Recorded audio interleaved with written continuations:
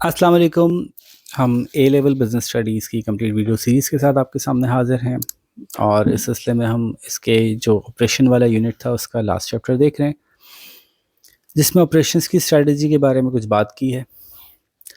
सबसे पहले तो ऑपरेशन के कुछ डिसीजंस हैं जो कि इम्पॉर्टेंट डिसीजंस हैं, उनको देख लेते हैं। जो डिसीजन स्ट्रेटेजिक नौयत के हैं वो हैं एक्सपेंडिंग और रिड्यूसिंग कैपेसिटी बढ़ानी है या कैपेसिटी कम करनी है, मेंटेन करनी है। बिज़नेस लोकेशन, ऑफशोरिंग और रीशोरिंग क्या मतलब हुआ? ऑफशोरिंग मतलब आप अपने कारोबार को बाहर ले जाएं, रीशोरिंग मतलब मुल्क में वापस ले आएं। आउटसोर्सिंग क्या मतलब हुआ? कुछ पार्ट या पूरा पूरा पूरा प्रोडक्ट किसी और से बनवा लें। Changing operation, production methods change कर लें, capital intensive, labour intensive, machine के मेथड्स चेंज कर लें। आईटी किस लेवल पे अप्लाई होगी, एआई किस लेवल पे अप्लाई होगी, सब स्ट्रैटेजिक डिसीजंस हैं। इसको उन्होंने थोड़ा थोड़ा सा एक्सप्लेन किया, लेकिन ज़्यादा पहले फोकस किया इन्होंने आईटी और एआई को। अब आईटी का इस्तेमाल प्रोडक्शन ऑपरेशंस में, चाहे वो मैन्युफैक्चरिंग प्रोडक्शन ऑपरेशंस हों या और दूसरा ऑपरेशंस हों, आईटी का इस्तेमाल तो अब बहुत ज़्यादा हो रहा है। और लेटेस्ट एआई से पहले भी आईटी का इस्तेमाल हो चुका था, जैसे कि प्रोडक्शन में अब सब कुछ ही कंप्यूटर एडेड हो रहा है। ठीक है, ये बात समझ में आती है। गाड़ी बन रही है तो कंप्यूटर एडेड बन रही है। कैसे? कंप्यूटर एडेड डिज़ाइन से शुरू होती है बात। गाड़ी को जब डिज़ाइन करना है तो पहले वो डिज़ाइन पेपर पे होता था, उसको एक बंदा देखता था, उसके हिसाब से अपनी मेजरमेंट स्केल से करता था, चीज़ों को वैसे ठोक ठोक के सीधा करता था। बॉडी बनानी है उसको एक ख़ास शेप की, तो वो उसकी पर्सनल एक्सपर्टीज़ पे डिपेंड करती थी। अब डिज़ाइन आपने कंप्यूटर एडेड डिज़ाइन किया, उसके बहुत सारे सॉफ्टवेयर आ रहे हैं, ऑटोकैड है और कोई डिज़ाइनिंग सॉफ्टवेयर है, और उसका 3D मॉडल बनाया। उस 3D मॉडल को आपने सॉफ्टवेयर को दे दिया, सॉफ्टवेयर ने उसको प्रोसेस किया और हार्डवेयर के अंदर उसको ट्रांसफॉर्म कर दिया। बहुत से डिज़ाइन ऐसे हैं या बहुत से प्रोसेसेस ऐसे हैं जिसमें आगे से पूरा खुद ही बना देगी मशीन। जैसे कि अब तो 3D प्रिंटर भी आ गए कि आपने जो डिज़ाइन किया वो एग्जैक्टली वैसे ही जो है वो बन जाएगा। और 3D प्रिंटेड कंपोनेंट्स बनते हैं, 3D प्रिंटेड पार्ट्स बनते हैं, और इवन जो मशीन है, लेथ मशीन, वो भी 3D प्रिंटिंग में आ गई है कि वो एग्जैक्टली पार्ट चाहे मेटल का हो वो उसके हिसाब से काट के दे देगी आपको।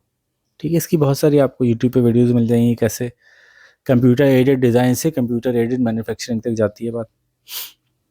अब तो इवन वो बार्बर और सलून भी जो है वो आपसे कहता है कि 1 मिनट में आपकी क्लिक लेता हूँ, अब आप देखिए कौन से बाल आपको अच्छे लग रहे हैं अपने सर पे। एआई की भी ज़रूरत नहीं है, अभी तो खाली तस्वीर लेकर आपके सर पे मुख्तलिफ वो डिज़ाइन की विग्स चलाते रहते हैं। एआई तो उसको और नेक्स्ट लेवल पे ले जाएगी।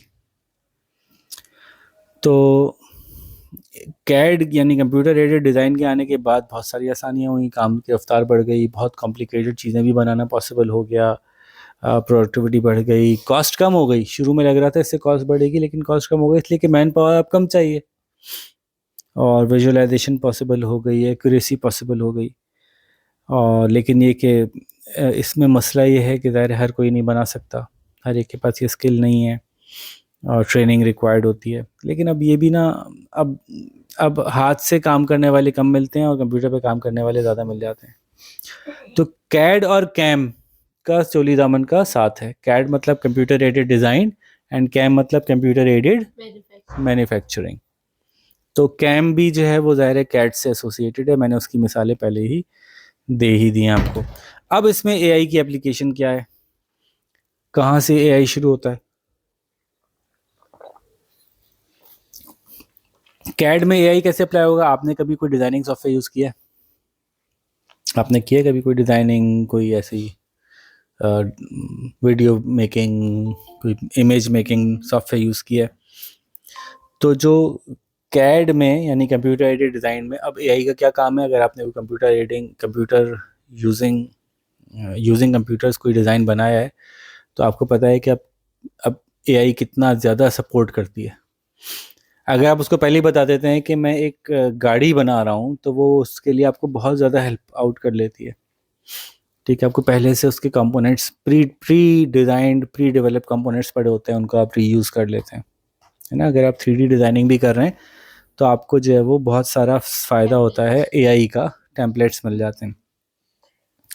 और एआई मैन्युफैक्चरिंग में तो बहुत ही हेल्प कर रही है, इतना ज़बरदस्त। अगर आप देखें ना, उस स्पीड में तो इंसान कर ही नहीं सकता जिस स्पीड से एआई कर रही है। जैसे लेज़ के चिप्स बनते हैं, तो उसमें सबसे पहले आलू की छांटी, कौन सा आलू हमारे काम का है और कौन सा काम का नहीं है। तो एक कैमरा लगा हुआ है, सैकड़ों आलू पर सेकंड आ रहे हैं रोल होते हुए, और जहाँ से रोल होते हुए आ रहे हैं वहाँ से अभी उनको नीचे गिरना है। एक बेल्ट है, उस बेल्ट पे चलते हुए नीचे गिरेंगे ड्रम में, जहाँ से आगे ट्रांसपोर्ट होंगे। उसके सामने ना एक फिंगर्स लगी हुई हैं, बहुत सारी मेटालिक फिंगर्स, और वो बंद है। और जैसे ही वो डिटेक्ट करती हैं वो आलू है जो हमें नहीं चाहिए, तो फिंगर ऐसे टंग करके खुलती है और वो उड़ा देती है उस आलू को। तो ऐसे आप देख भी नहीं सकते कि कहाँ कैसे हुआ, इतनी स्पीड में हो रहा होता है कि वो आपको नजर नहीं आता, बस आलू आलू उड़ता हुआ दिखता है आपको कि ये आलू उड़ गया। तो ये एआई से हो रहा है कि एआई को आपने फीड कर दिया, ट्रेन कर दिया मॉडल, और वो जो है अब वो जो एक्चुअल एआई वाले लोग हैं वो इस बात को सुन के गुस्से में आएंगे कि ये एआई नहीं होती, मतलब हमारी आम फहम अंदाज में ये एआई का इस्तेमाल कहला रहा होता है। तो उसको हम मैन्युफैक्चरिंग में भी यूज़ कर रहे हैं, सिमिलैरिटीज़ निकालते हैं, उसकी मदद से चीज़ों को आइडेंटिफाई करते हैं। इवन ये तलाश करना कि कौन सा चिप्स ख़राब है, ये वो कर सकता है एआई, बहुत हमारी इंसानी आंखों से ज़्यादा एआई कर सकता है। तो क्वालिटी मैनेजमेंट में बहुत ज़्यादा हेल्पफुल है। तो ये एक कॉन्सेप्ट था जो कि हमने डिस्कस किया स्ट्रैटेजिक ऑपरेशंस के हवाले से। दूसरी बात जो कर रहे हैं वो है ऑपरेशनल फ्लेक्सिबिलिटी। ऑपरेशनल फ्लेक्सिबिलिटी कोई चीज़ होती है, हर बिजनेस में नहीं हो सकती, लेकिन कुछ ना कुछ तो होती ही है। कुछ बिजनेस में बहुत ज़्यादा होती है, कुछ बिजनेसेस में कम होती है। क्या मतलब वो ऑपरेशनल फ्लेक्सिबिलिटी का, कि जिस चीज़ की मार्केट में वेरिएशन, मार्केट डिमांड में वेरिएशन है ना, तो क्या आपका आपका मैन्युफैक्चरिंग प्रोसेस या ऑपरेशंस प्रोसेस किस हद तक फ्लेक्सिबिलिटी को अफोर्ड कर सकता है। मतलब किस टाइप मैं कॉटन की प्रिंट करता हूँ, कॉटन के ही धागे चलेंगे, कॉटन का ही कपड़ा चलेगा, हाँ प्रिंट अलग अलग हो सकते हैं। तो एक फ्लेक्सिबिलिटी तो मेरे पास है कि ये वाला प्रिंट ज़्यादा चल रहा है तो ये वाला प्रिंट, वो वाला प्रिंट ज़्यादा चल रहा है तो वाला प्रिंट। एक और कंपनी है वो इससे ज़्यादा फ्लेक्सिबल है, वो कह रही है मैं ये भी डिसाइड कर सकती हूँ कि कॉटन के साथ कितने परसेंटेज में पॉलिएस्टर मिक्स करना है, तो कपड़े की टाइप में भी एडजस्टमेंट कर सकती हूँ मैं। तो एक फ्लेक्सिबिलिटी बढ़ गई, और मार्केट के हिसाब से एडजस्ट हो गया। एक बंदा कह रहा है मैं इस ये भी फ्लेक्सिबिलिटी कर सकता हूँ कि कितना धागा यूज़ होना है, यानी कितना भारी कपड़ा बनना है, कितना हल्का कपड़ा बनना है। तो जितना ज़्यादा आप, और एक ने कहा कि मैं तो यहाँ तक जा सकता हूँ कि मैं वुलन पे भी काम करूँ, मैं इस भी करूँ। मैं जो हूँ वो एक ऐसा प्रोसेस बनाया है मैंने कि उससे जो है वो मैं एम्ब्रॉयडरी कर सकता हूँ। अब एम्ब्रॉयडरी की 4 किस्में कर सकता हूँ और उसमें ये फ्लेक्सिबिलिटी है। तो ऐसा भी हो सकता है कि मैं आपसे कहूँ कि अच्छा जी आप एम्ब्रॉयडरी कर रहे हैं, अब आप ऐसा करें, अब आप कुछ और कर दें। तो क्या यार मेरी मशीनें एम्ब्रॉयडरी कर सकती हैं और एम्ब्रॉयडरी में 4 लेवल की फ्लेक्सिबिलिटी दे सकती हैं, लेकिन ऐसा नहीं है कि वो अब कोई और चीज़ भी करने लगेंगी मशीनें। तो यही मैं समझा रहा हूँ कि फ्लेक्सिबिलिटी जो है वो एक रेंज है जो कि कोई कंपनी अफोर्ड कर सकती है। लकड़ी के बोर्ड बनाने वाली कंपनी जो है वो फ्लेक्सिबिलिटी यहाँ तक करती है किस किस लेवल की कंप्रेशन चाहिए, कितना कंप्रेस्ड लकड़ी का बोर्ड चाहिए आपको। मिनिमल कंप्रेशन चाहिए तो उसके लिए वो आपको बिल्कुल हल्का सा बोर्ड बना देते हैं, चिप बोर्ड जिसको हम कहते हैं। उससे बेहतर चाहिए तो मीडियम डेंसिटी फाइबर बोर्ड बना देते हैं, एमडीएफ कहलाता है। उससे ज़्यादा चाहिए तो हाई डेंसिटी फाइबर बोर्ड बना देते हैं। तो ये 3 तरह की डेंसिटीज़ वो आपके साथ मैनेज कर सकते हैं। वो आपको उनसे कहेंगे नहीं हमें कोई चौथी चाहिए, तो हो सकता है वो उसको कर दें। और आप उनसे कहें नहीं मुझे आपकी फैक्ट्री से ना वो चाहिए, प्लाईवुड चाहिए। उनका यार प्लाईवुड की हमारे पास मैन्युफैक्चरिंग फैसिलिटी नहीं है। तो एक ये रेंज पता चल गई कि आप कितना फ्लेक्सिबल हो सकते थे।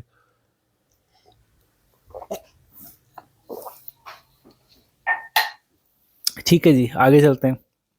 तो flexibility in terms of volume हो सकती है, flexibility in terms of scheduling हो सकती है, कितनी जल्दी आपको चाहिए, कितनी देर से चाहिए, है ना। यार ये तो मुझे 2 महीने में चाहिए, हाँ 2 महीने में मैं दे दूंगा। अच्छा यार मुझे 1 महीने में चाहिए, हाँ 1 महीने में दे दूंगा। कोई कोई मना भी कर सकता है कि नहीं मेरे पास इतनी फ्लेक्सिबिलिटी नहीं है कि मैं 1 महीने में दे दूं।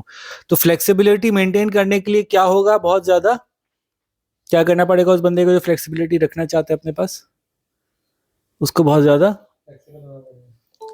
उसको बहुत ज़्यादा कॉस्ट खर्च करनी पड़ेगी। prepared for जितना फ्लेक्सिबल होना चाहेंगे उतनी कॉस्ट खर्च होगी आपकी इक्विपमेंट की, आपके ट्रेनिंग की, आपके एम्प्लॉई ट्रेनिंग की, आपके इक्विपमेंट की एडवांसमेंट की, और फिर स्पेस आपको ज़्यादा चाहिए। अगर आपने 4 तरह की इक्विपमेंट लगाई हुई है तो स्पेस की भी, रेंट की भी, तो हर तरह की आपकी कॉस्ट बढ़ती है फ्लेक्सिबिलिटी के साथ। ठीक है, तो कैपेसिटी इंक्रीज करना ही एक्चुअली एक तरीका है। और एक जरिया फ्लेक्सिबिलिटी का आउटसोर्सिंग होता है कि मैंने तो कंपनी वहीं रखी हुई है, फैक्ट्री वहीं, लेकिन मेरे रिलेशनशिप ऐसे हैं कि अगर आपको वो चाहिए तो मैं वो बनवा के दे दूंगा। उसमें नुकसान क्या है? कंट्रोल लूज होता है आपका। कि ज़ाहिर है अगर आप बनवा के दे रहे हैं तो वो 100% वैसा बनेगा जैसा आप बना सकते हैं, इस पर थोड़ा सा शक होता है। ठीक है, फिर एक और बात बीच में से इन्होंने डाली है, उस वो बात कहलाती है जी प्रोसेस इनोवेशन। प्रोसेस इनोवेशन का क्या मतलब होता है? कि जो भी प्रोसेस आपका प्रोडक्शन का है उसको आप आहिस्ता आहिस्ता पहले से बेहतर एफिशिएंट करते जाते हैं। उसके लिए आपको इनोवेशन चाहिए। एफिशिएंसी पहले डिवीजन ऑफ लेबर थी, वो एक इनोवेशन थी कि काम को इतने टुकड़ों में तोड़ दो कि छोटे छोटे पार्ट्स में कर दो। फिर इनोवेशन, उस प्रोसेस इनोवेशन में ये हुई कि उसमें मशीन डाल दी, फिर उसमें रोबोटिक्स डाल दिए। इवन प्रोसेस री इंजीनियरिंग भी हो सकती है, नए सिरे से पूरा प्रोसेस दोबारा से अलग प्रोसेस बना लिया। तो ये सब जो है वो आपके engineering तो हमने पढ़ी थी। पढ़ी थी। अब इसी के हवाले से स्ट्रेटेजिक ऑपरेशंस के अंदर एक होती है, कॉन्सेप्ट होता है, उसको हम कहते हैं ERP। ERP stands for, Abdullah भाई, इधर पूरी क्लास में आ जाए ना। ERP stands for enterprise resource planning. ERP जो है वो पूरा एक बहुत बड़ा सॉफ्टवेयर भी हो सकता है, बहुत बड़ा सॉफ्टवेयर जो कि सालाना करोड़ों रुपए खर्च करके हासिल किया जाएगा और हर साल उसकी वो रखी जाएगी। अगर बड़ा वाला सॉफ्टवेयर है तो ERP का एक सॉफ्टवेयर ऐसा होता है कि कंपनी के चौकीदार से लेकर कंपनी के CEO तक को सबको उसी से डेटा मिल जाता है। अटेंडेंस उसमें होती है, रॉ मटेरियल कितना पड़ा है उसमें होती है, हर हर बंदे को कौन कौन सा काम करने के लिए कितना टाइम लगा उसमें रिकॉर्ड हो रहा होता है। पैसे कहाँ हैं, कितने हैं, किस तरह से यूटिलाइज हो रहे हैं, कितना इफेक्टिवली यूज़ हो रहे हैं, वर्किंग कैपिटल कितना पड़ा हुआ है, एम्प्लॉय प्रोडक्टिविटी क्या है, कितना हमारा स्टॉक जो है वो मौजूद है, रिजेक्शन रेट क्या है, कस्टमर रिलेशनशिप, हर चीज़ वो उसके अंदर डेटा फीड हो रहा होता है। तो ऐसा ERP भी होता है, एंटरप्राइज रिसोर्स प्लानिंग सॉफ्टवेयर, ऐसा भी हो सकता है। और ऐसा भी हो सकता है कि आप कुछ खास शोबों को लेकर उसको डिजिटल कर दें। जैसे कि आपने कहा कि मैं अटेंडेंस और सैलरी को डिजिटल कर देता हूँ, ये तो कम से कम मेरा IT के थ्रू हो जाएगा कि बंदा आएगा, कार्ड स्वाइप करेगा, अटेंडेंस हो जाएगी, उसी की बेस पर उसकी सैलरी ऑटो जनरेट हो जाएगी। ठीक है, तो ये कोई छोटा भी हो सकता है सोल्यूशन जो किसी एक डिपार्टमेंट को सपोर्ट कर रहा हो, और ये बड़ा सोल्यूशन भी हो सकता है जो कि पूरी ऑर्गेनाइजेशन को उठा के उसने। और ऐसा भी है कि एक मल्टीनेशनल है जो दुनिया के 50 मुल्कों में ऑपरेट कर रही है, तो वो एक ही ERP मुख्तलिफ कंपनीज में लगाया हुआ उसने अपने 50 के 50 मुल्कों में। और उसकी वजह से उसकी जो एक मुल्क की डेटा है और दूसरे मुल्क का डेटा है वो सिमिलर आ रहा है। तो उसके लिए जो बड़े ऊपर बैठे हुए हैं, जो डिसीजन मेकर हैं, उनके लिए आसानी है कि वो डेटा को एक जैसा पार्स करके उसमें से कुछ मजीद इम्पॉर्टेंट डिसीजन मेकिंग के लिए इंफॉर्मेशन निकाल सकते हैं। ठीक है, तो ERP से एफिशिएंसी तो बहुत आती है। मैंने जो बताया, जैसे देखें इन्होंने एक चार्ट बना के दिया कि ERP क्या क्या कंट्रोल कर सकता है: production, inventory, services, human resource, material requirement, purchasing, customer relationship management, CRM, sales, finance, whatever, हर चीज़ जो हो रही है वो सब एक ही डब्बे में डाल सकते हैं आप। लेकिन जितना बड़ा आप करते जाएंगे उतना ही फिर एक्सपेंसिव पड़ेगा, तो ये हर एक के लिए सूटेबल नहीं है। इसीलिए बड़े ERP भी हैं और छोटी ERP भी हैं। एक है ओपन ERP। बहुत सी पाकिस्तान में लोकल सॉफ्टवेयर हाउस या लोकल सर्विस इंडस्ट्री के लोग ओपन ERP लेते हैं। ओपन ERP क्या है कि इंटरप्राइज रिसोर्स प्लानिंग है और उसमें सारे वो कर दिए गए, लेकिन बनाने वाले आम लोग हैं, कोई कंपनी नहीं है। तो किसी ने ये उसका एक ये सेक्शन बनाया, ये सेक्शन बना के अपलोड कर दिया, किसी ने दूसरा सेक्शन बनाया, वो बना के अपलोड कर दिया। तो ये प्रोग्राम या ये सॉफ्टवेयर जो है वो पब्लिक सॉफ्टवेयर है, फ्री में अवेलेबल है। ओपन सॉफ्टवेयर पता है ना आप लोगों को, अब्दुल्ला भाई? ओपन सोर्स डेटा पे होता है, लोग बना रहे होते हैं, कम्युनिटीज है, 1000 लोग अनपेड काम कर रहे हैं दूसरों के लिए मदद करने के लिए। बिल्कुल। तो ये ईआरपी सिस्टम जो ओपन सोर्स है, इसमें मुश्किल क्या होती है, चूंकि ये कोई एक कंपनी नहीं बना रही, तो अब अगर रूसी कंपनी को अपने पास ये लगवाना है तो ये लगाएगा कौन, इसकी ट्रेनिंग कौन करेगा। तो क्या होता है कि लोग इसमें स्पेशलाइज करते हैं, अपने कस्टमर को ढूंढते हैं, कहते हैं हम आपके पास फ्री सोर्स ईआरपी लगा देंगे, हम आपको सर्विसेज देंगे, इसके हमें थोड़े से पैसे देते रहिएगा। तो इसमें जो कॉस्ट होती है वो करोड़ों में नहीं जाती, फिर वो लाखों में। लेकिन फिर उस कंपनी को कोई मसला आया तो वो जो बड़ी वाला ईआरपी है ना, उस पे तो हर सॉल्यूशन मौजूद है। ये फिर जो छोटा जो वेंडर आया था, वो सॉफ्टवेयर हाउस आया था, वो कितना कैपेबल है, आपके मसले को कितना हल कर सकता है, उसमें कितनी कस्टमाइजेशन कर सकता है, ये वेरी करती है। लेकिन बहरहाल ऐसा है कि सॉल्यूशंस तो अवेलेबल हैं। इवन हम जो छोटे लेवल पे काम कर रहे हैं, तो हम इवन एक्सेल को भी यूज़ करके अपना एक छोटा सा ईआरपी का सेटअप बना सकते हैं, एक्सेल, टीम्स, इन चीज़ों को इस्तेमाल करके। तो ईआरपी बड़ा करेंगे तो कॉस्टली हो जाएगा, लेकिन एफिशिएंट बहुत ज़्यादा। ईआरपी छोटा करेंगे तो कॉस्ट इफेक्टिव हो जाएगा, लेकिन कस्टमाइज होने में थोड़ा मुश्किल होगी, आपको उसके हिसाब से एडजस्ट करना पड़ेगा, इनएफिशिएंसीज होंगी। और बाज़ औक़ात बाज़ केसेस में ईआरपी नहीं होना चाहिए। इतनी छोटी ऑर्गेनाइजेशन है कि ईआरपी की इम्प्लीमेंटेशन में ही इतनी ज़्यादा रिसोर्सेज, माइंड, इतनी चीज़ें खर्च हो जाएंगी कि फिर आप कहेंगे इससे बेहतर है वैसे सही चल रहा था। और बाज़ कंपनियां इतनी बुरी चल रही होती हैं, इतना बदतमीजी से चल रही होती हैं, इतनी हैफाजत चल रही होती हैं, डिसीजन मेकिंग इतनी ख़राब हो रही होती है, चीज़ें इतने रिसोर्स इतने ज़ाया हो रहे होते हैं, उनको हम कहते हैं नहीं आप ईआरपी लगाओ, मुश्किल होगी तो मुश्किल उठाओ, ताकि चीज़ें स्ट्रीमलाइन तो हो जाएं। आपके बिजनेस प्रोसेस स्ट्रीमलाइन ही नहीं है, अजीब हैफाजत अंदाज में काम कर रहे हैं। जैसे सॉफ्टवेयर हाउस है, सॉफ्टवेयर हाउस के हिसाब से भी ईआरपी बने हुए आते हैं ओपन सोर्स। तो उसमें क्या फ़ायदा होता है कि आप मजबूर हो जाते हैं कि यार ये प्रोसेस ऐसे ही होना चाहिए, तो आप अपने प्रोसेस, आपके जो अपने बनाए हुए प्रोसेस होते हैं आड़े टेढ़े, वो आपको सीधे करने पड़ जाते हैं। और एम्प्लॉयज़ को भी आप समझा पाते हैं यार मैं क्या करूं यार, ईआरपी लगा दिया तो अब उसमें तो ऐसा ही करना पड़ेगा। ठीक है, अब वापस आते हैं उन पुरानी चीज़ों पे जो हमने पीछे की थी। जैसे कि एक प्रोडक्शन से रिलेटेड इंपॉर्टेंट डिसीजन है, वो है लीन प्रोडक्शन। लीन प्रोडक्शन क्या होती है, उसमें एक इम्पॉर्टेंट एलिमेंट है just in time, kaizen, quality cycle, simultaneous engineering. तो पहले हम लीन प्रोडक्शन समझ लें। लीन प्रोडक्शन ना अब एक बड़ा नाम है जिसके अंडर में बहुत सारे काम होते हैं। हर मुल्क में प्रोडक्शन प्रोसेस को बेहतर से बेहतर बनाने के मुख्तलिफ तरीके इस्तेमाल किए गए और उसको मुल्कों ने मुख्तलिफ नाम दिए, और बहुत सारे छोटे छोटे इम्प्रूवमेंट के तरीक़ों को इस्तेमाल करके आखिरकार दुनिया ने कहा कि हम इन सब को मिला लेते हैं क्योंकि सब अच्छी बातें हैं, और उसको एक बड़ा नाम दे देते हैं, वो है लीन प्रोडक्शन। कि हम अपनी प्रोडक्शन को पहले से एफिशिएंट बनाते जाएं। लीन होने का मतलब ये है कि कम रिसोर्स खा रही है, हर तरह की रिसोर्स, चाहे वो रिसोर्स फाइनेंशियल हो, टाइम एज अ रिसोर्स, जल्दी हो रहा है काम, man power, raw material, whatever जो भी रिसोर्स लग रहा है वो पहले से कम लगे। और इसके अंदर जो है वो क्या क्या कॉन्सेप्ट्स यूज़ होते हैं, वर्कर एम्पावरमेंट है, कैपेसिटी यूटिलाइजेशन है, जस्ट इन टाइम है, टोटल क्वालिटी मैनेजमेंट है, ये सब कुछ ही टीक्यूएम, ये सब कुछ ही जो है वो लीन प्रोडक्शन में इस्तेमाल होता है। तो लीन प्रोडक्शन के क्या मकासद होंगे आप खुद बता सकते हैं।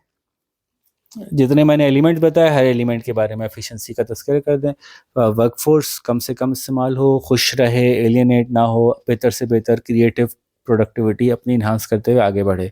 अच्छा जी, रॉ मटेरियल कम से कम इस्तेमाल हो, stock holding, stock ordering cost कम से कम हो, एफिशिएंट क्या अपने लेवल पे, ऑप्टिमाइज्ड लेवल पर इस्तेमाल हो रहा हो, वेस्ट ना हो। फिर इजाज़ से आपका ऐसे एक एक करके आप उठा लें, हर एक के बारे में आप अच्छी से अच्छी बात बता सकते हैं। ये सब की अच्छी बातें मिला लें तो लीन प्रोडक्शन बन जाता है। अब लीन प्रोडक्शन के कुछ एलिमेंट्स इन्होंने डिस्क्राइब किए, जैसे कि एक है काइजन। काइजन क्या होता है? काइजन जापानीज टर्म है, जापानीज वे ऑफ लाइफ है एक्चुअली काइजन। कि जापान में लोगों को जीना ही ऐसे सिखाया जाता था। अब तो खैर हालात थोड़े बदल गए, लेकिन अभी भी उनकी जो सोसाइटी है वो, इस वीडियो के साथ ना कैमरा भी होना चाहिए ताकि क्लास के हालात भी मैं दिखाता जाऊँ। तो उसमें लोगों की ज़िंदगी का तरीक़ा है कि हर रोज़ पहले से बेहतर होना चाहिए, इसकी कोशिश करें। हमारे तो हदीस भी है इस बारे में कि जी इंसान का आने वाला हर अगला दिन पिछले दिन से बेहतर होना चाहिए, इसकी कोशिश करें इंसान। तो काइजन क्या कहता है? काइजन की दो एलिमेंट है। पहला है काइजन का मतलब है कंटिन्यूअस इम्प्रूवमेंट, और काइजन का एक एलिमेंट तो कंटिन्यूटी ऑफ इम्प्रूवमेंट है ना, कि आप हर रोज सोचो कि पहले से बेहतर कैसे हो सकता है। How can you reduce eliminate waste, wastage of movement, wastage of material, wastage of time. And kaizen का दूसरा इंपॉर्टेंट एलिमेंट ये है कि जो इम्प्रूवमेंट है ना वो वहां से आएगी जहां पे काम हो रहा है। ये एज अगेंस्ट टेलर का जो अप्रोच थी, टेलर क्या कह रहा था? टेलर कहता था कि जो वर्कर्स हैं वो बेवकूफ़ होते हैं, उनको कुछ नहीं पता, उनको तो बस भागना होता है। तो जो प्रॉपर प्रोसेस इंजीनियरिंग है वो सुपरवाइजर करेगा, वो मैनेजर करेगा, वर्कर को नहीं पता कि कैसे बेहतर काम किया जा सकता है। तो बेहतर काम कैसे करना है ये इसको मैनेजर बताएगा। काइजन उसको उलट कहता है। काइजन कहता है लोगों को एम्पावर करो, उनको इम्पोर्टेंट बनाओ और उनको कहो कि आप बताएं कि आपका ये काम इससे बेहतर तरीके से कैसे हो सकता है। तो वो ग्रास रूट लेवल से ऊपर आता है काइजन। तो ये पूरा कल्चर चेंज करना पड़ता है, वर्कर्स को इम्प्रूवमेंट, वर्कर्स को अहमियत देनी पड़ती है, टीम वर्क इसमें बहुत ज़रूरी है। टोयोटा बहुत अच्छी मिसाल है, टोयोटा में जाके आप स्टडी करें, टोयोटा तो काइजन के पैदा करने वालों में से एक है। तो काइजन कॉम्पिटिशन्स होते हैं बाकायदा वहाँ पे पूरी दुनिया के, कि किसने क्या इम्प्रूवमेंट लेके आया, उससे कितनी कॉस्ट बची, और पाकिस्तान वाले भी जाते हैं उसमें हिस्सा लेने, बाज़ औक़ात जीत के भी आते हैं। ग्लोबल काइजन कंपटीशन में जीत के आ जाते हैं, कोई ऐसी इम्प्रूवमेंट करते हैं। वो मैंने मिसाल दी भी थी आपको कि वो जो साइड मिरर्स पेंट करने की जो उन्होंने बनाई थी फैसिलिटी, तो उसमें एक ही फैसिलिटी पे उस triple the number of mirrors paint हो पा रहे थे। साइड मिरर का जो केसिंग होती है ना, पेंट करते हैं, तो जो नंबर ऑफ मिरर्स पहले पेंट हो रहे थे उससे उन्होंने ट्रिपल कर दिया था। एक रोटेटिंग शाफ्ट लगा दी थी। इस पहले एक वक्त में एक रो में मिरर्स लगते थे, अब एक वक्त में 3 रोज में एक ही रॉड पे 3 रोज में मिरर लग रहे हैं, और वो रोटेट हो रही है। इसकी वजह से सबको बराबर से पेंट किया जा रहा है। तो उन्होंने, उनका कहना ये था कि बहुत आपने देखा होगा बम्पर ब्लैक, कुछ गाड़ियां सस्ती ऐसी आ रही हैं उसमें ब्लैक बम्पर आता है, गाड़ी ये वाइट है, बम्पर ब्लैक है, साइड मिरर ब्लैक है। तो उसकी वजह ये है कि इसमें हम एफिशिएंटली नहीं प्रोड्यूस कर पा रहे थे, फिर हमने चेंज किया और उसमें जीते भी थे उसकी वजह से। खैर, तो लेकिन ज़ाहिर है काइजन अप्रोच में कुछ मसाइल हैं। सबसे पहला मसला है वर्क कल्चर। अगर आपका नहीं है तो काइजन नहीं हो सकता। वर्क कल्चर नहीं है, अगर आपका मैनेजर तैयार नहीं है कि नीचे वाला बताएगा क्या होना चाहिए, तो फिर नहीं हो सकेगा। फिर काइजन में जो है वो एम्प्लॉय को के पास उतनी एम्पावरमेंट होनी चाहिए, नंबर 1। नंबर 2, पिछली जो सफ़र तय किया है वो भी उस तक पहुँचे। मैंने एक नया एम्प्लॉय हायर किया है, हाँ, मतलब वो फिर शुरू से शुरू कर देगा। तो वो जहाँ तक हम पहुँच गए वहाँ तक तो उसको ट्रेन होना पड़ेगा। तो ये पूरा ऑर्गेनाइजेशन में ये जो नॉलेज है ट्रांसफ़र होनी चाहिए, उसके लिए ट्रेनिंग के लिए टाइम रिक्वायर्ड है। और फिर काइजन में हमेशा जो शुरू के कुछ चेंजेस आते हैं वो बड़े बड़े होते हैं, उसके बड़े बड़े बेनिफिट्स मिलते हैं। उसके बाद ऑटोमेटिकली काइजन छोटा हो जाएगा। आपने मेजर वेस्ट एलिमिनेट कर दिया, अब कोई इम्प्रूवमेंट आएगी तो थोड़ा बहुत ही कर सकेगी ना। कितना कितना चेंज ले आएंगे, कितना, एक काम जो 10 घंटे में हो रहा था आपने 5 घंटे में कर लिया, अब उसको 2 मिनट पे तो नहीं ला सकते ना। तो वो जाहिर है वो फिर कम मोटिवेटिंग रहता है एम्प्लॉय के लिए। अच्छा, एक कॉन्सेप्ट है जी क्वालिटी साइकिल। क्वालिटी साइकिल क्या होता है? ये भी जापानीज है, काइजन भी जापानीज है, ये भी जापानीज है। इसमें आप वर्कर से कहते हैं कि ये प्रोडक्ट है, आप 5 बंदे, हमने एक टीम बनाई है, दूसरे 5 बंदों की एक टीम बनाई है, आप इसको चेक करो, आप इसको कॉल करो, आप इसको इस्तेमाल करो, आप बताओ कि आप इसको कैसे, क्या इम्प्रूवमेंट करें और कैसे करें। तो वर्कर जब ये कहता है कि ये इम्प्रूवमेंट करें और ऐसे करें, तो फिर वो करना भी पड़ती है उसको। तो ये एक नेचुरल उसकी मोटिवेशन भी हो रही होती है कि हाँ मैंने ये सजेस्ट किया और देखो इस पर काम भी हो रहा है, और जब मैं खुद कह रहा हूँ कि होना चाहिए तो फिर इसको करने में मुझे हेल्प करनी चाहिए। तो जाहिर है अगेन क्वालिटी साइकिल जो है वो अच्छी चीज़ है, लेकिन इसके लिए उन बंदों को फारिग टाइम देना पड़ेगा, है ना। तो खर्चा होगा कंपनी का, है ना सब। उनको रिसोर्सेज देने पड़ेंगे, उन ऐसे लोग रखने पड़ेंगे जो कि इतना अकल रखते हो कि इस तरह की बात समझ सकें और कर सकें। तो इसमें एक मसला ये भी होगा कि कमिटेड लोग चाहिए होंगे, फायदे तो बहुत हैं, लेकिन ये कि ज़ाहिर है इसकी कॉस्ट है। एक और कॉन्सेप्ट जो है वो इन्होंने कहा कि सीक्वेंशियल के बजाय साइमल्टेनियस इंजीनियरिंग की का मेथड की तरफ जाया जाए। डिज़ाइन इस तरह से किया जाए अपने प्रोडक्ट को कि वो एक पहले बनेगा, फिर दूसरा बनेगा, फिर तीसरा बनने के बजाय 1 2 3 7 बने और असेंबल हो जाए। नेचुरली अब अक्सर काम ऐसे ही हो रहे हैं, लेकिन हर काम नहीं हो सकता ऐसा। जैसे कि बॉडी अलग बन रही है, इंजन अलग बन रहा है। इंजन 1 2 3 स्टेप से करके तैयार हो गया, बॉडी 1 2 3 स्टेप से करके तैयार हो गई, दोनों आपस में कंबाइन हो गए। तो ये साइमल्टेनियस इंजीनियरिंग हो रही है। सीक्वेंशियल इंजीनियरिंग में था कि एक तरफ से शुरू हुआ चलना, पहले एक चीज़ करी, फिर दूसरी चीज़ करी, फिर तीसरी चीज़ करी, तो उसमें आपका लेंथ ऑफ द प्रोसेस बढ़ गया। अगर टोटल स्टेप्स 50 थे तो 50 स्टेप से गुजर के प्रोडक्ट तैयार हो रहा है। आपने इसको 2 स्टेप में तोड़ दिया, 2 टुकड़ों में तोड़ दिया, ये यहाँ से यहाँ तक 25 में पूरा हो रहा है, वहाँ से वहाँ तक 25 में पूरा हो रहा है, फिर दोनों जाके कंबाइन हो रहे हैं, तो आधे टाइम में आपका काम पूरा हो गया। तो साइमल्टेनियस इंजीनियरिंग का कॉन्सेप्ट समझ में आया? मुश्किल नहीं है, अब तो हर चीज़ में ही हो रहा है, हर चीज़ ही साइमल्टेनियस इंजीनियरिंग से करते हैं। What about cell production? एक बस नहीं पूरा फ्लो प्रोडक्ट नहीं, एक्चुअली पूरा बनाना ज़रूरी नहीं है। एक स्पेसिफिक जॉब आइडेंटिफाई किया आपने, वो एक टीम को दे दी कि ये पूरा तुम कर दो। ऐसा भी हो सकता है कि मैं कहूँ कि पूरा प्रोडक्ट ही बनाओ तुम 5 बंदे मिलके, और तुम दूसरे 5 बंदे मिलके पूरा ही प्रोडक्ट बनाओ। प्रोडक्ट ही इतना छोटा सा था, प्रोडक्ट की जो जो असेंबली लाइन थी वो छोटी सी थी।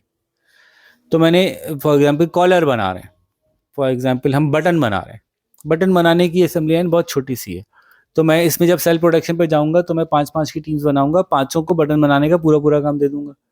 लेकिन हो सकता है मेरा काम लंबा हो, तो मेरे काम में एक बम्पर बनाना अलग काम हो, बॉडी बनाना अलग काम हो, टायर बनाना अलग काम हो, फिटिंग अलग काम हो, इंजन बना। तो जब मेरे पास बड़ा काम है, असेंबली लाइन लंबी है मेरी, तो उस सूरत में मैं क्या करूंगा कि मैं सेल्स बना सकता हूँ पार्ट ऑफ द प्रोसेस के भी। बस सेल का गेम क्या है कि इसमें कुछ लोगों की टीम बना दी जाती है जो उस प्रोसेस को ओन करते हैं कि ये प्रोसेस यहाँ से यहाँ तक तुम्हारा है और इसको तुमने अच्छे से अच्छे प्रोड्यूस करके निकालना है। उसमें ये बात होती है कि वो किसी किसी आइडेंटिफाइबल चेंज हालत में प्रोडक्ट आ चुका होता है। जैसे बम्पर एक कंप्लीट यूनिट है ना, बम्पर पूरा अच्छा बना के आपने देना है, वो आपकी जिम्मेदारी है, रॉ मटेरियल से लेकर फिनिश तक होने तक। तो ये सेल प्रोडक्शन जो है वो भी एक अच्छी कमिटमेंट भी बढ़ाती है, इससे मोटिवेशन भी बढ़ती है, एलिनेशन खत्म हो जाती है वर्कर्स की। वर्कर्स एक दूसरे के साथ जॉब रोटेट कर लेते हैं विद इन द सेल, है ना। मैं एक सेल में 5 बंदे रखे हुए हैं, वो पहले वो भर रहा था, उसने कहा तुम भर दो, मैं यहाँ से खोलने वाला काम कर लेता हूँ। तो यूं जो है वो सेल प्रोडक्शन जो है वो अच्छी काम कर सकती है। कंपटीशन भी होता है इसमें एक दूसरे से ज़रा। ठीक है जी। अच्छा, just in time inventory management पहले पढ़ चुके हैं, ज़रा जल्दी से दोबारा रिवाइज कर लेते हैं। जस्ट इन टाइम क्या होता है? कुछ ऐसा कर लें आप कि आपको अपने पास इन्वेंट्री ना रखनी पड़े। आसान नहीं है, तो यूं कह लें कुछ ऐसा कर लें आप कि अपने पास इन्वेंट्री कम रखनी पड़े, कम से कम रखनी पड़े। उसके लिए आपका रिलेशनशिप अपने सप्लायर से बहुत अच्छा होना चाहिए, टेक्नोलॉजी बहुत अच्छी होनी चाहिए, ट्रांसपोर्टेशन के मीन्स बहुत अच्छे होने चाहिए, आपको बहुत प्रिडिक्टेबल सिचुएशन होनी चाहिए। उसके बाद भी आप कुछ ना कुछ बफर स्टॉक रखते हैं कि अगर गड़बड़ होती है तो मैक्सिमम ये गड़बड़ होती है ताकि आपको स्टॉपेज ना आए प्रोडक्शन के अंदर। ठीक है, तो लीन प्रोडक्शन के बहुत सारे फ़ायदे हैं, लेकिन लीन प्रोडक्शन में एक मसला ये है कि इट इनिशियली इसकी कॉस्ट है। लॉन्ग रन में लीन प्रोडक्शन से हमने देखा कि कॉस्ट से ज़्यादा फ़ायदा होता है, जितना खर्चा आपने किया होता है उससे ज़्यादा आपके रिटर्न्स आ चुके होते हैं। ठीक है, जी सर, ये हर जगह हो। ठीक है। अच्छा, फिर ऑपरेशंस प्लानिंग। ऑपरेशंस की प्लानिंग का क्या मतलब होता है? एक है ऑनगोइंग ऑपरेशंस, एक है टेम्पररी कोई ऑपरेशन। 2 तरह के ऑपरेशंस होते हैं। एक है मैं गाड़ी बनाता हूँ, बना रहा हूँ, मशीनें लगी हुई हैं, ऑपरेशंस चल रहे हैं, तो साल के साल एक प्लानिंग होगी मेरी कि मेरी कितनी मशीनें हैं, उनको कितनी मेंटेनेंस रिक्वायर्ड है, उनको कौन मैनेज करेगा, उनको कौन ऑपरेट करेगा, उन वर्कर्स की क्या क्या ट्रेनिंग रिक्वायर्ड है, वर्कर जाएगा तो दूसरा बंदा कैसे आएगा, मशीन के पार्ट्स कहाँ से आएंगे, उनकी इन्वेंट्री कहाँ रखी होगी। पूरा साल का प्लान होता है मशीन्स के मैनेजर्स का। एक है मशीन सेटअप का प्लान, ये कहीं बिजनेस शुरू हो रहा है या बिजनेस रिलोकेट हो रहा है, तो ये भी एक प्लान होता होगा कि ओके मुझे नई मशीन लानी है, नई मशीन कौन लाएगा, कैसे लाएगा, कहाँ से ऑर्डर होगी, किस क्वालिटी होगी, किस कंपनी से होगी, क्या एग्रीमेंट होंगे, किस रास्ते से आएगी। आपको पता है कि मशीन किस रास्ते से आएगी एक इम्पॉर्टेंट डिसीजन होता है बास फैक्ट्रीज, बास कंपनीज में। क्यों? मैंने बताया था ओ लेवल्स में। जी जी मुझे सर पता है, वो ब्रिज पे फंस गई थी, उसको ब्रिज से निकाल के वाह वाह वाह वाह एक-एक करके लेके गए थे। वाह वाह वाह। ये आपने मुजम्मिल भाई को बिजनेस पढ़ाते हुए बताया। कि जब कोई फैक्ट्री, एक फैक्ट्री ऐसी थी कि उसने मशीनरी ऐसी ऑर्डर की जिसका वेट ऐसा था जो उस ब्रिज की वेट कैपेसिटी से ज़्यादा था, तो अब वो वहाँ से, जो कि रास्ते में था डिलीवरी के, और कोई ऑप्शन नहीं था, हवाई जहाज़ में वो आ नहीं सकती थी, तो उसका फिर वापस इंजीनियर्स को बुलाया गया, उन्होंने उसको वहाँ डिसमेंटल किया। बड़ा एक्चुअली पहले ही मशीन बिलियंस में थी, तो उनके लिए यहाँ मिलियंस का खर्चा जो है वो बर्दाश्त कर लिया उन्होंने।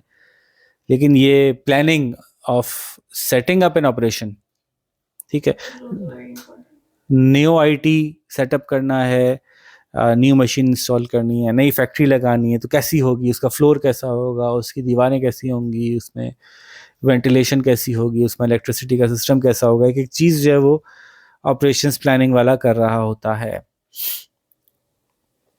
और इसमें जो हमारा क्रिटिकल पाथ एनालिसिस जो है वो हमारा आज का आखिरी टॉपिक है, जिसके बाद के यूनिट कंप्लीट हो जाएगा। क्रिटिकल पाथ एनालिसिस हमने पहले भी किया था और एक दफ़ा फिर इससे गो थ्रू करते हैं। थोड़ा सा टेक्निकल है तो आप लोगों को उठ के बैठना पड़ेगा ताकि आप इसको समझ सकें। अब हमारी हर जो एरो वाली लाइन है ये कोई प्रोसेस के बारे में बता रही है। हर नोड जो है वो सर्कल है कि किसी प्रोसेस का स्टार्ट या फिनिश बता रही है। तो पहले ये ओ लेवल में होता था टॉपिक, तो वो है सोचिए आसान टॉपिक है, इसका मतलब है नहीं, ये 2 में है, इसका मतलब बहुत ही मुश्किल टॉपिक वाह, है। बहुत ही मुश्किल है। अच्छा, तो एक कंपनी है जिसने कि एक मशीन निकालनी है, अपनी नई मशीन लगानी है और वर्कर्स को ट्रेन करना है, तो वो अपने प्रोसेस को नेटवर्क डायग्राम पे कैसे मैप करेगी वो मैं दिखा रहा था। एक तरफ एक काम है कि पुरानी मशीन खोल के उस जगह को तैयार करना, तो एक स्टेप हो गया, step number A stripping out the old machine, step number C preparing the site for installation of new machine. आप देख सकते हैं कि ये पैरेलली एक काम और हो सकता है कि उसी दौरान आप ऑर्डर कर सकते हैं नई मशीन को और उस मशीन को असेंबल कर सकते हैं। ये दोनों काम साथ खत्म हो जाएं तो अच्छा है, ताकि एक ही वक्त में आप इंस्टॉलेशन शुरू कर सकेंगे। अभी इसमें से निकल के आ जाएगा क्रिटिकल पाथ के कम से कम कितने दिन लगेंगे हमारे काम कंप्लीट होने में, खुद ब खुद निकल आएगा, देखिएगा। तो कोई रॉकेट साइंस नहीं है। उसके बाद एक स्टेप है इंस्टॉलेशन, ये अब एक वक्त में ही होगा, एक वक्त में यही काम हो रहा होगा और कुछ नहीं हो सकता। इंस्टॉलेशन के बाद 2 काम हैं, एक है लोगों को डेमोन्स्ट्रेट करके ट्रेन करना और दूसरा है रॉ मटेरियल ऑर्डर करना। ये दोनों एक साथ किए जा सकते हैं, ये दोनों एक साथ हो जाएंगे और उसके बाद आप ट्रायल रन करेंगे, ये एक ही वक्त में एक प्रोसेस ही हो रहा होगा और आपका फिनिश हो जाएगा, आपका कंप्लीट हो जाएगा प्रोसेस। अब देखिए इन्होंने इसी को लेकर कुछ ये इन्फॉर्म किया आपको कि किस काम में कितने दिन लगते हैं। आपको कुछ नहीं करना, इन दिनों की इंफॉर्मेशन को इन एरोस के ऊपर लिख देना है। ये देखिए, तो देखिए ये जो रास्ता है 1 दिन और 2 दिन, ए यानी इस वाली नोड से लेकर अगली नोड तक पहुंचने का ये जो रास्ता है, ऊपर वाला 3 दिन में हो रहा है, नीचे वाला 5 दिन में। तो जो ज्यादा दिन वाला है ना, उसको मेन पाथ पे रखना है आपको, और जो कम दिन वाला है वो ऊपर से रखना है। ये तो हो चुका होगा लेकिन ये नहीं पूरा हुआ होगा, तो दिस इज क्रिटिकल। और जो क्रिटिकल पाथ होगा उसको आप डबल डैश से डिनोट करेंगे ताकि आइडेंटिफाई हो सके। अब ये आइडेंटिफाई करने का क्या फायदा हुआ बताओ? सिर्फ यही देख लो कि ये आइडेंटिफाई करने का क्या फायदा हुआ। यह आइडेंटिफाई करने का ये फायदा हुआ कि प्रोसेस बी और प्रोसेस डी में अगर डिले आ रहा है तो कोई मसला नहीं है, लेकिन प्रोसेस ए और प्रोसेस सी में डिले आ गया तो पूरा प्रोसेस लंबा खिंच जाएगा। अगर प्रोसेस बी 1 दिन एक्स्ट्रा लग गया तो 4 दिन में पूरा खत्म हो जाएंगे दोनों, फिर भी टाइम बचेगा। प्रोसेस डी में भी 1 दिन एक्स्ट्रा लग गया तब भी 5 दिन में पूरा हो जाएगा, अभी भी। लेकिन प्रोसेस ए में 1 दिन भी एक्स्ट्रा लगा तो हमारा मेन जो आउटकम है वो टाइम पे डिलीवर नहीं हो सकेगा। This is the critical pathway that we have to carefully observe. ये बात समझ में आ रही है? अब यहाँ देखें, यहाँ पे इन्होंने 2 दिन वाले को मेन स्ट्रीम किया और जो 1 दिन वाला है उसको साइड में कर दिया। तो क्रिटिकल इज टुडे।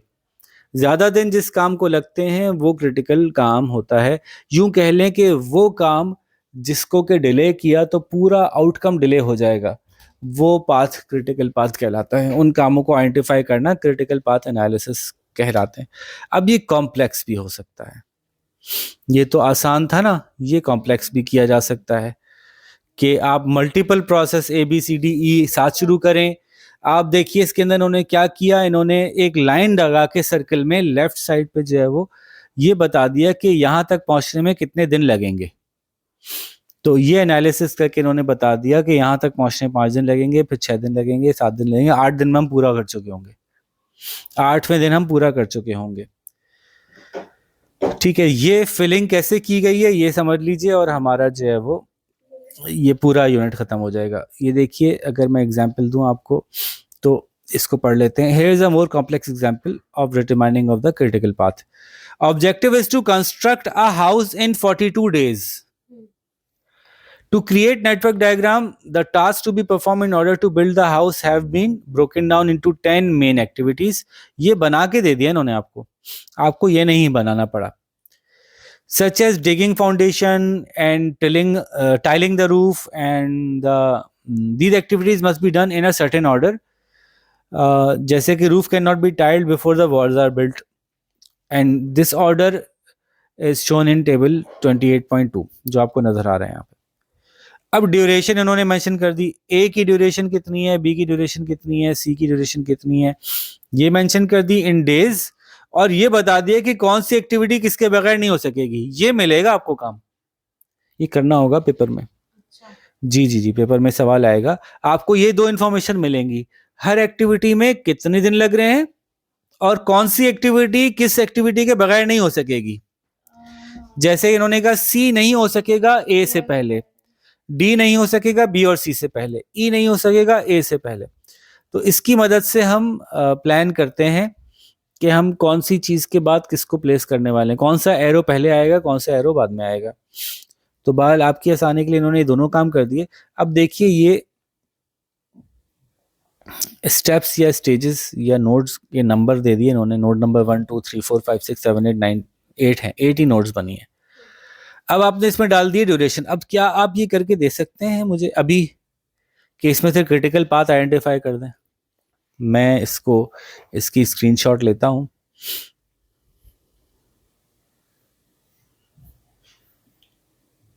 किसी भी टास्क का अर्लीस्ट स्टार्ट टाइम और लेटेस्ट फिनिश टाइम हमें मेंशन करना होता है। ये रहा ना, ये बता दिया ना उन्होंने, कमबख्तों ने।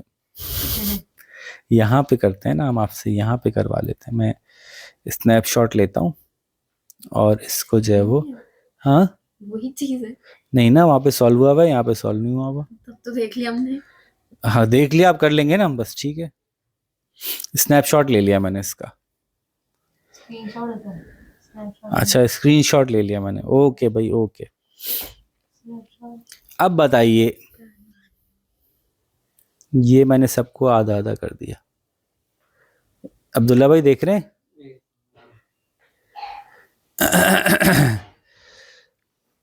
तो अब आप बताइए, आप लोग फिल करवाइए, फिर हम देखेंगे कि क्या आपने जो बताया वो गिवन आंसर से मैच कर रहा है या नहीं कर रहा। ड्यूरेशन पहले मेंशन कर दें, ए की कितनी है, 8 दिन। मोटा नहीं है थोड़ा? और बी की कितनी है, 6 दिन। सी की कितनी है, 12 दिन। ई की कितनी है, 14 दिन। लो रूश तुम बना लो। आगे करें आप, बताइए बनाइए। एफ की कितनी है, डी की कितनी है? 13 नहीं 14। लाइन बना सकते हैं आप इसके ऊपर, लाइन बना के। डी की ना, डी की 6 दिन और ई की 14 दिन। Where is E? एफ 10 दिन। 3 दिन जी की। एच की 14 दिन। 3 दिन और 4 दिन। ओके। अब आपको इन्होंने बता दिया है कौन सा काम किसके पहले नहीं हो सकता। क्रिटिकल पाथ निकालते हैं ज़रा मुझे। अर्लीस्ट स्टार्ट टाइम इसका एक्टिविटी नंबर 2 जल्दी से जल्दी कितने दिन में हो सकती है? 8 दिन। और देर से देर कितने दिन लगेंगे? 8 दिन, क्योंकि इसको सिर्फ एक ही टास्क चाहिए। ठीक है, लिख दीजिए 8 और 8। 8/8। ठीक है, अब आगे चलिए। पहले से 2 वो में करेंगे। लिखो 1 ये ए में लिखेंगे या बी में? 2 स्टार्ट करेंगे इससे। जी 2 होगा, A00 होगा। ए पे तो अर्ली स्टार्ट टाइम 0 डे है ना। हमने खोल दिया चीटिंग। अच्छा, उसके बाद फिर कौन A चूटिंग कर रहा है? 14 28 22 चूटिंग तुम? पे ये एक ही है ना? क्या? अच्छा, उनको क्यों देख रही है? उन्होंने तो अगर खोला, आप खुद बताए ना। इसका अब डेज ऐड होंगे ना। तो ये तो 22 देखो क्या और क्या इसको इस तरह भी कर सकते क्या एफ को शुरू करने के लिए हैं। क्या क्या हुआ वो होना चाहिए? C D एफ को शुरू करने के लिए बस ई हुआ वो होना चाहिए। ई को पूरा करने में कितने दिन लगे थे? 14 दिन। 14 दिन। ई शुरू करने से पहले कितने दिन खर्च करने पड़े थे हमें? 8 दिन। तो एफ शुरू करने से पहले कितने दिन लगेंगे? 22 लिखिए, ऐसे ही बनना है बस, ये मुश्किल नहीं है। 22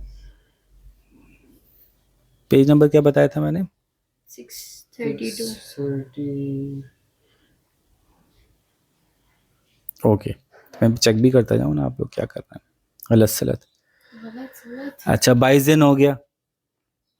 और इसमें चूंकि कोई और प्रोसेस इन्वॉल्व नहीं है तो देर से देर 22 दिन में ही खत्म होना है इसको। Latest finish time, earliest start time 22 ही है जी। जहाँ स्ट्रेट लाइन है वहां तो आपको बस ऐड करने हैं। 32 बिल्कुल सही है। 35 35 अब रुक जाइए यहाँ पे, क्योंकि ये प्रोसेस अकेला नहीं आ रहा। यहाँ से ये भी आ रहा है। जी करने के लिए डी और एफ दोनों रिक्वायर्ड थे। G करने के लिए F और D। हाँ, तो फिर देख लेंगे, ऐसा तो नहीं कि नीचे से ये देर लगा के आ रहा हो, इसकी वजह से देर लग रही हो। 14 दिन लगे। वैसे तो इन्होंने ये हमें बता ही दिया, चूंकि ये हमारी स्ट्रेट लाइन में जो लिए हैं ऑटोमेटिकली वो क्रिटिकल पाथ ही लिए होंगे इन्होंने, तो इसलिए इतना सोचने की जरूरत वैसे तो नहीं है। लेकिन ठीक है, हम अपने सीखने के लिए सोच लेते हैं, क्योंकि जो डी शुरू होना है, डी के लिए बी और सी कंप्लीट चाहिए। यहाँ पे इंटरेस्टिंग कुछ फिगर निकल के आएगी। तो ये बताइए कि डी करने के लिए 26 6 डी करने के लिए नीचे वाला 6 दिन में हो जाएगा, यानी बी तो 6 दिन में हो जाएगा। लेकिन खाली बी के बाद डी नहीं हो सकता, डी को सी भी चाहिए, और सी उस वक्त तक नहीं हो सकता जब तक कि ए ना हो जाए। तो डी जो है वो जल्दी से जल्दी कब शुरू हो सकता है? 20 और 6 6 नहीं 20 20 दिन में, क्या मुझे समझ नहीं आई 20 में। हाँ ओके, क्योंकि 8 और 12 से गुजर के आ रहा है ना, वो वाला काम भी तो करना है इसको, उससे पहले तो हो नहीं सकता। लेकिन बी को नहीं, यहाँ बी वाला नहीं डालेंगे ना। और कम से कम डी के लिए क्रिटिकल जो है, डी के लिए क्रिटिकल जो है वो ए और सी है, तो लिखें ऊपर 20 लिखें। और नीचे अब नीचे क्या लिखेंगे अभी बता देंगे सोच के आपको कि कैसे कैलकुलेट करेंगे। लेटेस्ट फिनिश टाइम, देर से देर अगर हुई तो कितनी देर होगी डी को, डी तक पहुंचने के लिए इस नोड को देर से देर कितनी देर हो सकती है। ये कैलकुलेशन मैं थोड़ी देर में बताता हूँ, पहले आप ये तो कर लीजिए। अर्लियर स्टार्ट टाइम तो लिखना शुरू कीजिए, आगे चलें।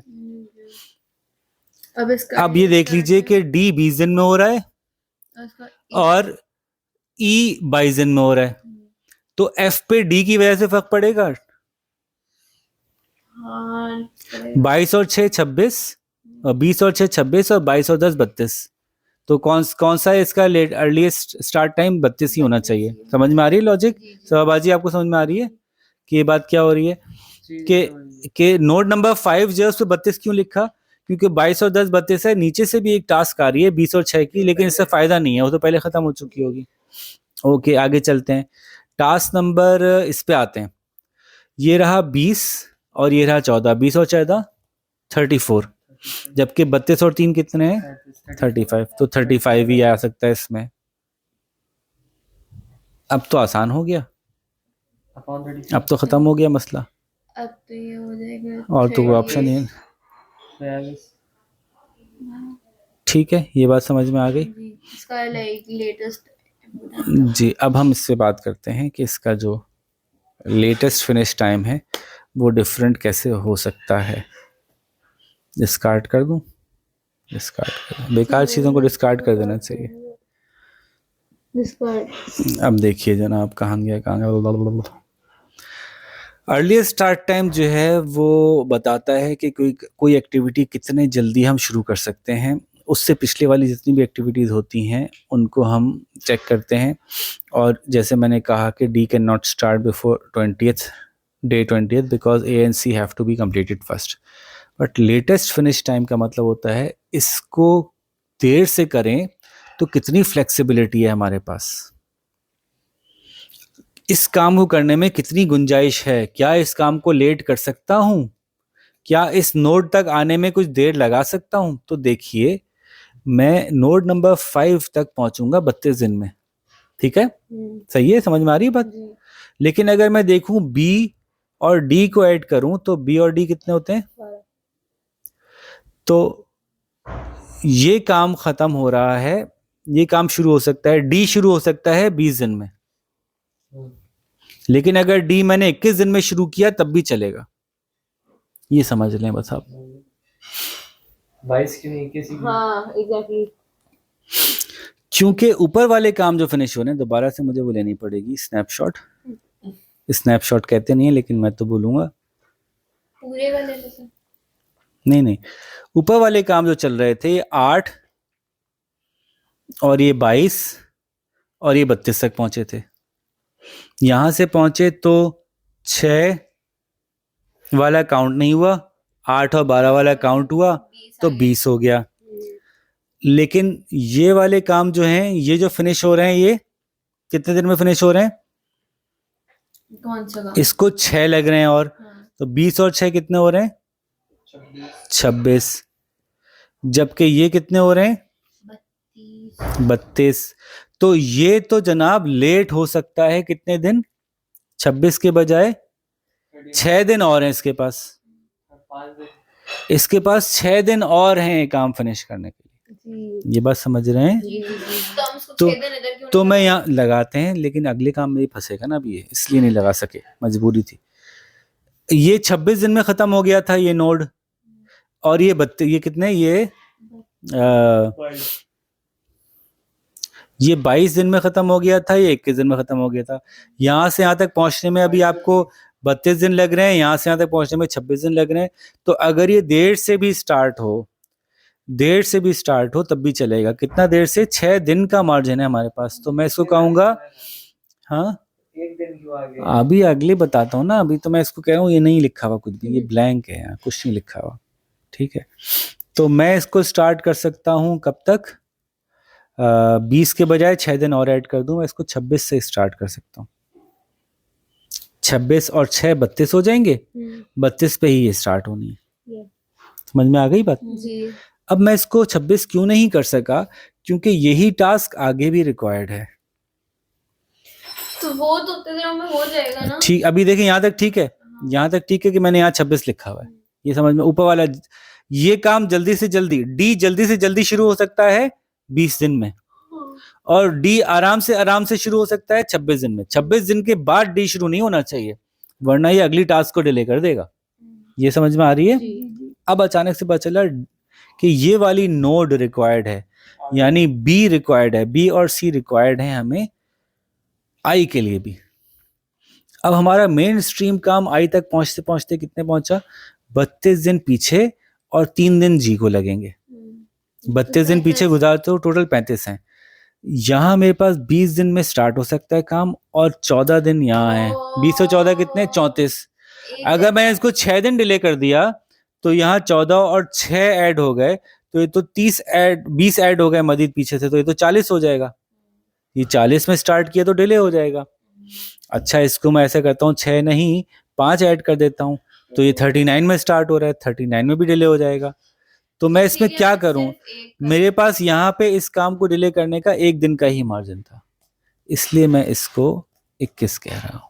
सिर्फ यही मुझे गुंजाइश मिली पूरे प्रोसेस में। आप गौर कर रहे हैं, ये प्रोसेस कुछ ऐसा था इत्तेफाक से कि कहीं भी मुझे लेटेस्ट फिनिश टाइम में गुंजाइश नहीं मिल रही। जितने दिन की टास्क है पूरे उतने दिन में ही करो भाई, उसमें आपके पास गुंजाइश नहीं है, सिवाय इसके यहाँ पे कि यहाँ पे एक दिन की गुंजाइश मौजूद है कि अगर ये नोड एक दिन लेट भी होती है, जिसका मतलब है कि ये लेट कर सकते हैं, इनको भी मिला के हम एक दिन लेट कर सकते हैं। 8 और 12 20 के बजाय 8 और 13 कर सकते हैं, 9 और 12 कर सकते हैं। ये तो वैसे ही बहुत खुला है, यहाँ तो खुला खाता है। खुला डुला। ठीक है, और फिर आप क्रिटिकल पाथ एनालिसिस जो है वो लगाते चले जाते हैं कि ये क्रिटिकल पाथ है, ये क्रिटिकल पाथ है, इसमें तो ज़रा सी भी गुंजाइश नहीं है। समझ में आ रही है बात? ये ना जब आप पास से पास प्रैक्टिस करेंगे तो फिर आपको ये अच्छे से समझ में आ जाएगा। इंशाल्लाह। Discard, discard. ठीक है, ये इन्होंने जो है वो फार्मूला ही बता दिया। फ्री फ्लोट का मतलब है कि ये फ्री टाइम है अवेलेबल आपके पास जिसमें कि आप कुछ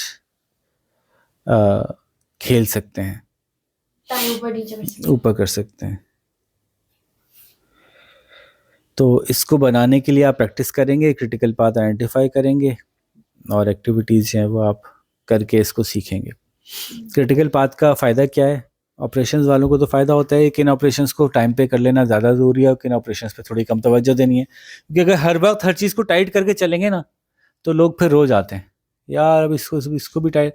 तो लोगों को फील कराना पड़ता है कि कुछ चीज़ों में बहुत टाइट चलेंगे, कुछ चीज़ों में थोड़ा रिलैक्स करेंगे, तो लोगों को अच्छा लगता है इसमें कि हम कभी ज़्यादा टारगेट ओरिएंटेड हैं, कभी थोड़ा रिलैक्स है।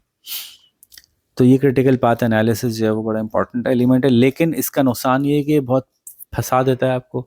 सबसे पहले तो ज़रूरी नहीं है कि जो आपने एस्टिमेटेड डेज लगाए हों वो सही हो, सबसे पहले फंसता ही है वहाँ पे। एस्टिमेटेड डेज आपके अगर दुरुस्त नहीं लगे हुए तो बस फिर आपका पूरा क्रिटिकल पाथ एनालिसिस ही। अब एस्टिमेटेड डे कौन सही लगा सकता है?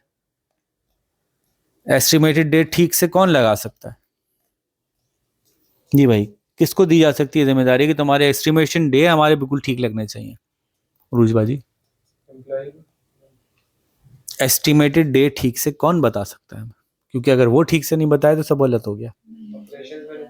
खाली ऑपरेशन मैनेजर नहीं, वो ऑपरेशन मैनेजर जिसका एक्सपीरियंस हो उस काम को करने का। अगर एक काम पहली दफ़ा होने जा रहा है, अब उसमें क्या एस्टिमेटेड डे बताएगा वो? तो भाई आपने एक काम पहले किया हुआ है जी, मेरा एक्सपीरियंस है, मैं इस काम को 50 दफ़ा कर चुका हूँ, अब मैं बता सकता हूँ कि इसमें एस्टिमेटेड डेज कितने लगेंगे। तो ये कुछ इंपॉर्टेंट इश्यूज हैं जो क्रिटिकल पाथ में हमें देखने पड़ते हैं। ये इसके लिए एक्सपीरियंस्ड लोग चाहिए होते हैं, कमिटेड, और अगर इतने ना लगे तो फिर आप जिम्मेदार हैं इसके। तो इसकी प्रैक्टिस जो है वो हम करेंगे इंशाल्लाह, हम पास से पर्स पाएंगे। यहाँ पे ऑपरेशंस मैनेजमेंट का यूनिट ख़त्म हुआ, हमारा आखिरी रह गया जिसमें कि हम इंशाल्लाह फाइनेंस को देखेंगे। अपना ख्याल रखिएगा, अल्लाह हाफिज़।